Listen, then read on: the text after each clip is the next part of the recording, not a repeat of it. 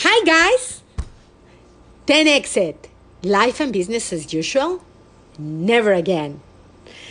Marina Simon with you today. So, as promised, I told you that I was going to talk to you about this amazing book I got. It's called 80/20 Sales and Marketing from Perry Marshall. Quite a book. Pretty it's just pieces of jewels that you find. I don't know if it happens to you, but we have an illimited amount of data, especially in these times, in the internet, in books, there's a lot of information in existence, but many of it is not useful, is not practical, or maybe is even false as well. And when you find something that works, right, is applicable, and you can see results, oh my God, you cherish it. And that's what happened with my book, 80/20 Sales and Marketing. So I want to tell you something. I've been studying the marketeer Russell Brunson, right? And I've been studying it for some time now.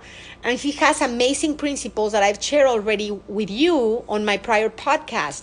And they're so basic principles that are super applicable in very easy and fast ways. And when I was reading this book of 80/20, I realized that many of the principles of Perry Marshall and Russell Brunson really aligned. So I wanted to talk to you today of traffic. How do you sell your product? How do you bring traffic?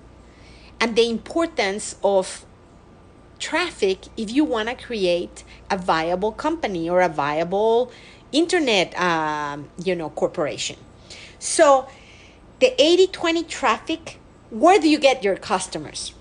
Okay, so Perry talks to us about 7 cardinal rules of the 80/20 sales professional, right? So here they are. Rule number 1, no cold calling ever. You should attempt to sell only to warm leads. I don't know if you have ever been a family member or in friendship or in a relationship with a multi-level marketing person. Oh my God, it is rough. It is rough for them mostly, and it is rough for you because they're trying to sell the product all the time and get you into a subscription and buy the product. And I had a friend that was on a multi-level marketing, and oh my God, I love her, but it was just a constant, it's like almost harassing, right? So one of the first rules is do not call ever again. Don't run to your customers, right? So only sell to warm leads. They have already know about you, or they know about the problem, so it's easier to sell to, not to cold. That's why it's called cold calling. You have cold customers. They're not even ready. You have to warm them. So it's kind of like a skip gradient, right? They go to cold, to warm, to hot. If I remember correctly, my tech and my data, it will be a cold customer is a person who doesn't even know it has a problem. Forget about the solution. He doesn't even know it has a problem. Your warm customer knows that there is a problem, but there might know about solutions, but basically is aware of the problem. And your hot customer is a customer that knows about the problem and has tried several solutions, but do not know about you. So sell to your warm customers, not to the cold customers. You have to bring them all the way to warm and hot. Make sense? All right. Next principle. Before you try to sell anything, you must know how much you're willing to pay to get a new customer. Do your numbers, right? If getting a new customer costs you thousands of dollars and your product is less than that, guess what? Change a product. So really have your numbers straight on how much it will cost you to bring a paid customer. All right, rule number 2.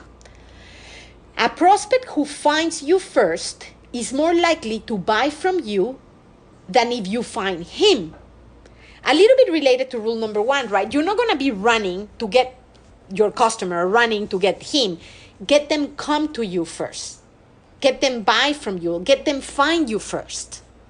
That you become more valuable to them than if you're running to get them. Make sense? It's just a simple flow point of view. So let him find you instead of you finding him. Now, rule number 4, you will dramatically enhance your credibility as a salesperson by authoring, speaking, and publishing quality information. So, what do this mean? If you want to be a credible sales personality or person, first of all, publish. I talked about it in a prior episode. Just publish. It's so important that you publish. Why is it important? Because publishing, basically, you're getting to people. You're communicating your message. Whatever industry you're on, you have your own following. Communicate your message and make it daily. Make it a discipline to publish every day. And now, you don't want to publish just for publishing. You want to publish quality, value of information, because that way your followers will understand and will follow you, because you're giving them gems, you're giving them jewels that they can apply every day and make a difference in their lives. Very good. So that way you could increase your credibility. Does it make sense? All right. Rule number 5, generate leads with information about solving problems, not information about the product itself. So I don't know if you have met salespeople that they just talk and talk and talk. And what is the first feeling you have? You want to run away, right? I remember again, having my friend, and she's talking to me all about the product, but she didn't find a pain point of mine or a problem of mine and really tailor-made the product so she can sell my problem. Right?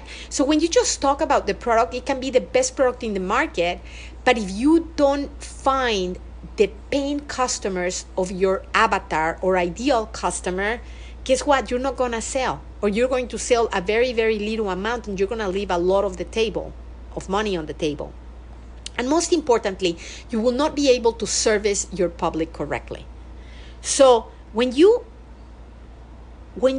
sell, do not talk about the product. Talk about the problems you're solving for your avatar. Very good. Point number 6. And you know what? I want to go back to product number 5, to rule number 5. I'll give you an example because I think people, it's easier to understand better when you give examples. I give you a real life example. I was suffering from arthritis condition, right? And I was buying something called Jusuru, and now it changed name to something else. A very good product, guys. And I was suffering of pain, and I was having trouble walking in the morning, right? As I wake up, and I will stiffly, like a dog walk up from my bedroom to the bathroom. And my friend will sell me the product, but telling me how fantastic the product was. Well, I bought it for a little bit, then I stopped buying it, and I even stopped seeing her because of this. It was just such a pressure that I was with her. I had to be committed to buy her product. But guess what was the right way to address it? It's like, Marina, I know you suffer from arthritis. Tell me about it. Tell me about it. What is it that it bothers you the most? And I will have say, my God, it's horrible. I can't walk. And I love sports and I can't walk in the morning, right? And I will just telling her how my life is totally changed because I couldn't move as I am used to moving, right? And how this has become worse in areas with humidity, where I used to live in Florida. So it will become worse on those areas, and how I couldn't do the sports I love, and I couldn't compete, I couldn't train. And she will have sold me the product so easily just by finding my pain point and saying how her product was going to solve that problem. Do you know? It's a totally different thing than telling me all the different components on the product and how quality was and how the pharmacy have tried it and how amazing and all the awards it has the product flunked. It's not about the information about the product itself. It's about how it's going to solve your product, your problem. Okay, very good. Now let's move on to the next point. Number 6. You can attain the best negotiating proposition or position with your customers only when your marketing generates deal flow that exceeds your capacity. So basically, you have a better negotiating proposition with your customers if you have an amazing deal for them. Increase the value, guys. If you want to be the most expensive product, increase the value. Give them amazing results. Create a whole offer that is above and beyond of your competition. So that is truly a constant deal flow for your customer, and they will always come to you. Very good. Step 7. The most valuable asset you can own is a well-maintained customer database. Because people who've already bought from you are way easier to sell to than strangers. Interesting enough, he put it as number 7, and I will have put it as number 1 because what are the jewels of your business? Basically, your customer database. Why? Because once a person already bought from you, it's easier to buy again. Either the same product or a different product, or you can get them up on your value ladder of products, right? You're creating a relationship. So if you have the customer database well maintained, meaning you're keeping in communication with your customer, you're delivering value constantly, you're informing them in that industry, whatever industry you're at. If you're in the sport industry, you're totally constantly informating of the new technologies or the new things that they can do or new supplements that you find out that it worked, or, you know, anything that can help that particular avatar of yours. So you create a relationship, right? And I tell you something, anything you sell, they'll buy.